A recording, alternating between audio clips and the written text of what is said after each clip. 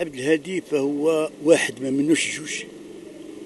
عبد الهادي واحد هو ما منوش جوج، الحنجرة الذهبية في المسائل الفنية والأخلاق العالية والروح المرحة، والرجل لا مثيل له في الأخلاق ديالو، في التربية ديالو، في الكرم ديالو، في الإنسانية ديالو، في الوطنية ديالو، في حب البلاد، في حب الملك.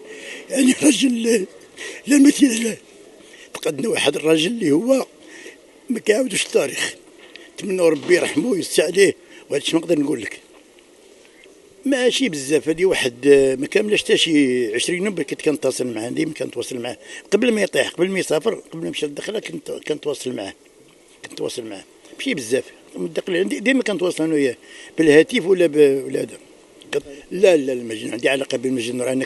انا صاحبي كفنان، وصاحبي كرجل، صاحبي صديق ديالي، صدوق. الجانب الفني راه معروف. عبد الهادي يمكن تقول عبد الهادي معروف على الصعيد الوطن العربي، مش على الوطن المغربي. يعني الحنجرة الذهبية على الصعيد العالمي وصعيد الوطن العربي، مش على المغرب، إن بجميع الجوانب. درت معاه اعمال انايا الله يرحمه ويوسع عليه. درنا يعني الراجل ما شنو نقول لك، الشهاده ديالو راه العالم شاهد له بهذا الشيء، ماشي بلا ما نشهد انا ولا غيري. يعني معروف عبد الهادي راه معروف، انما الاخلاق ديالو والفن ديالو والوطنيه ديالو والتربيه ديالو فهو رجل مثالي، ما كاينش خوه. التاريخ ما كيولدوش مره اخرى. السلام عليكم. من هذا المنبر هذا كنقدم تعازي لعائله عبد الهادي بالخياط.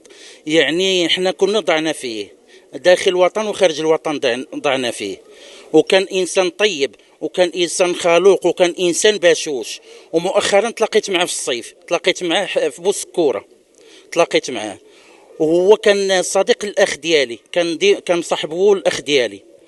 وفي هذه المناسبات، في هذه العواشر، كنترحم عليه، والله يرحمه، الله يرحم جميع امه المسلمين. انا لله وانا اليه راجعون. الله يرحمه ويوسع عليه قبره. سي عبد الهادي بخياط اللي تنعرفوه مده ديال بالغناء، ولا مده زعما كما نقولوا في المعلمه المغربيه، يقولوا رئيس المعلمه المغربيه في الغناء.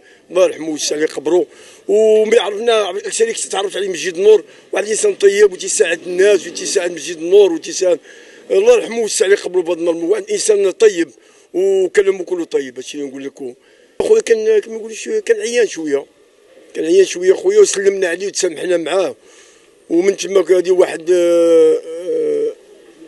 3 أسابيع سمعنا بالمستشفى، ورحمه الله وسع الله قبره. نيتي با لا ديفيرونس، نيتي با. كاين الناس يعرفوا كمغني وكدين، ما كانش هذا. ديما الاحترام وديما، ويقولون ديما الناس يقولوا يدعي معنا. هذا اللي تنعقل عليه، اللي تلقى من السي عبد الخياط دابا انت اصبحت انسان اخر.